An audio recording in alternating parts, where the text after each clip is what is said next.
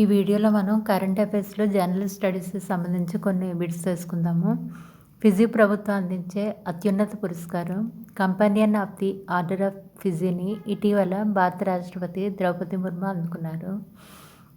జాతీయ మహిళా కమిషన్ 9వ చైర్పర్సన్గా విజయకిషోర్ రహట్కర్ నియమితులయ్యారు. 2024లో ఉత్తమ బ్యాంక్గా గ్లోబల్ ఫైనాన్స్ మ్యాగజైన్ ద్వారా ఎస్బీఐ గుర్తింపు పొందింది. రైల్వే బోర్డు 47వ చైర్మన్గా సతీష్ కుమార్ నియమితులయ్యారు. ఆసియా క్లీన్ ఎనర్జీ సమ్మిట్ 2024 సింగపూర్లో జరిగింది. రాష్ట్రపతి ద్రౌపది ముర్ముకు అల్జీరియా దేశంలోని Sidi Abdellah science and technology pole university ఇటీవల గౌరవ డాక్టరేట్ ప్రదానం చేసింది.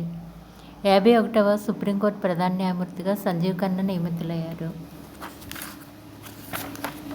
ప్రతిష్టాత్మక ఫార్చ్యూన్ గ్లోబల్ 500 కంపెనీల జాబితా 2024లో భారతీయ కంపెనీ రిలయన్స్ ఇండస్ట్రీస్ లిమిటెడ్ 86వ స్థానంలో నిలిచింది.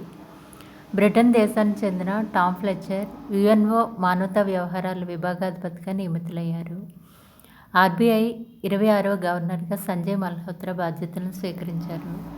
స్విట్జర్లాండ్లోని లొకర్నోలో ఇటీవల నిర్వహించిన 77వ లొకర్నో ఫిల్మ్ ఫెస్టివల్లో లైఫ్ టైమ్ అచీవ్మెంట్ పురస్కారాన్ని బాలీవుడ్ నటుడు షారుఖ్ ఖాన్ గెలుచుకున్నారు. భారత 76వ గణతంత్ర వేడుకలకు ఇండోనేషియా అధ్యక్షుడు ప్రబోవో సుబియాంతో ముఖ్య అతిథిగా వచ్చారు.